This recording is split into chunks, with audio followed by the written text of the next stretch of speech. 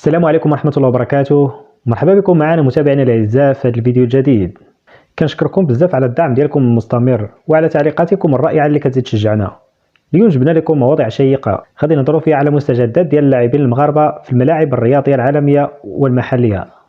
غادي نبداو بمستقبل ابراهيم دياز مع ريال مدريد، مرورا بحكيم زياش وغالاتا سراي، واخبار عن لاعبين اخرين بحال بلال الخنوس ومنير المحمدي، بالإضافة لمجموعة من الأخبار الأخرى متعلقة بالمنتخب ديالنا الوطني والفرق المغربية.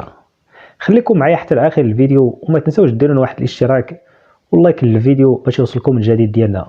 يلا نبداو على بركة الله. أول خبر عندنا اليوم هو ديال ولدنا إبراهيم دياز، وشحال من واحد منكم كيتسائل واش غادي يبقى مع ريال مدريد ولا لا. راه عندي لكم الجواب. صحيفة ديفينسي سانترال واللي هي مقربة بزاف من أسوار النادي الملكي قالت بالحرف أن إدارة النادي قررت بشكل نهائي أنها ما غاديش تبيع دياز لا في الشتاء ولا في الصيف. وقالوا عليه هذا راه ولا ركيزة أساسية في الفريق. ولكن شنو اللي خلاهم يقتنعوا به؟ بكل بساطة ولدنا رجع اللياقة ديالو من بعد الإصابة اللي كانت وقعت له وبدا كيتألق بطريقة واعرة. وشفتوا الهدف الرائع اللي سجلوا ضد اشبيليه في آخر مباراة ديالو في الليغا. غير هذا الهدف بوحده كيبين المستوى الكبير ديالو. ولكن بصراحة هذا الموسم الأرقام ديالو شوية متواضعة، ولكن راه سجل 2 ديال الأهداف وعطى 3 ديال التمريرات واعرة. واش هاد الارقام كافيه؟ هذه كتبقى مساله راي، ولكن الاهم هو ان اللاعب باغي يبقى والمدرب انشيلوتي حتى هو باغي يخليه يبقى معهم. نتمنوا ليه مسيره موفقه. نمشيو دابا للمايسترو حكيم زياش، النجم المغربي اللي كيدوز من مرحله صعيبه بزاف مع فريق غالاتا سراي التركي. كما كتعرفوا زياش كان جا من تشيلسي بواحد الحماس كبير، ولكن المشاكل مع اداره الفريق قلبت ليه الامور. المفاوضات على فسخ العقد ديالو كانت معقده بزاف، حيت في الاول طلبوا ليه يسالي العقد بلا حتى شي تعويض. تخيلوا معايا هادشي. ومن بعد قالوا ليه غادي نعطيوك 1.5 مليون يورو فقط، مع ان العقد فيه 5.5 مليون يورو. طبيعي زياش غادي يرفض هادشي وقال لهم واش بغيتوا تستغلوا الوضع ديالي؟ راه مستحيل. دابا الصحافه التركي كتبت ان غالاتا سراي لقات حل جديد. الاقتراح هو انهم يخلصوا الفرق في الراتب اللي غادي ياخذوا زياش مع الفريق الجديد، يعني الهدف باش يسهلوا فسخ العقد. ولكن واش هذا الحل غادي يعجب زياش؟ هذه هي النقطه اللي خاصنا نعرفوها. الراي ديالكم كيهمنا متابعينا الكرام. واش غادي يوافق حكيم زياش على هذا العرض ولا غادي يبقى متشبت بالموقف ديالو؟ كتبوا لنا رايكم في الكومونتيرات نشوف شنو ظهر لكم. دابا غادي نهضروا على الشاب ديالنا بلال الخنوس اللي خلى الناس في بريطانيا ما يهضروش على حتى شي واحد من غير عليه. تخيلوا معايا ضد مانشستر سيتي بلال لعب واحد الماتش كيبان وكانه لاعب عنده سنوات في الملاعب. حتى المدرب الكبير بيب غوارديولا مدحو قال عليه كلام زوين بزاف، ولكن الصحافه البريطانيه ما وقفتش غير في المديح. قالوا ليه هذه غير البدايه، خاصك تخدم على الارقام ديالك باش تبقى في توب ليفل. وفي الماتش كونتر السيتي بلال قاص الكره 2 مرات فقط في منطقه الجزاء. واش كتعرفوا شنو معنى ديال هادشي؟ خاصو يكون اكثر شجاعه ويدخل في اكثر المناطق الخطيره. ولكن الحمد لله عنده مدرب بحال رود فان نيستروي واللي غادي يوريه الطريقه باش يطور راسو. ورغم الهزيمه ديالو ب2-0 قدام مانشستر سيتي في الجوله 19 من الدوري الانجليزي، الا ان بلال كان من بين اللاعبين اللي خداو اشاده كبيره. ولكن حتى لدابا بلال لعب مع ليستر سيتي في 17 ماتش هذا الموسم في جميع المسابقات، سجل 2 الاهداف وصنع 2 الاهداف. ندوز دابا الخبر ديال منير المحمدي. واش كتعرفوا ان هذا الحارس ديال المنتخب المغربي غادي يلعب مع الوداد الرياضي في كاس العالم للانديه؟ راه بصح، ولكن الغريب في الامر هو ان الاعاره غادي تكون لمده شهر فقط. الاتفاق اللي وصل ليه الوداد مع نهضه بركان هو ان المحمدي غادي يكون معاهم فقط في المده ديال البطوله ومن بعد غادي يرجع لبركان. بزاف ديال الناس كيقولوا واش شهر كافي باش يتاقلم مع الفريق، وخصوصا انه حارس مرمى، حيت كما كتعرفوا مركز الحراسه حساس بزاف وماشي بحال باقي المراكز اللي التغيير فيها عادي. ولكن من جهه اخرى هذا القرار غادي يعطي للحارس فرصه باش يبان في بطوله عالميه، وغادي يفيد الوداد حتى هو اللي محتاج لتجربه بحال ديال المحمدي. نوصلوا دابا لعز الدين أناحي، اللاعب اللي برنا في المونديال، ولكن الانتقال ديالو اولمبيك مارسيليا ما كانش موفق بزاف. دابا مع فريق بانيثانايكوس اليوناني أناحي لقى راسو رجع كيبان فيه داك اللمعان اللي كان في المونديال. الفريق اليوناني باغي يجدد الاعاره ديالو، ولكن ما مستعدينش باش يخلصوا 11 مليون يورو باش يجيو العقد ديالو. تخيلوا معايا هذا الرقم كيبان لهم غالي بزاف، بينما لاعب بحال بلال الخنوس تباع ب 19 مليون يورو. واش أناحي كان غلط في الاختيار ديالو لمارسيليا؟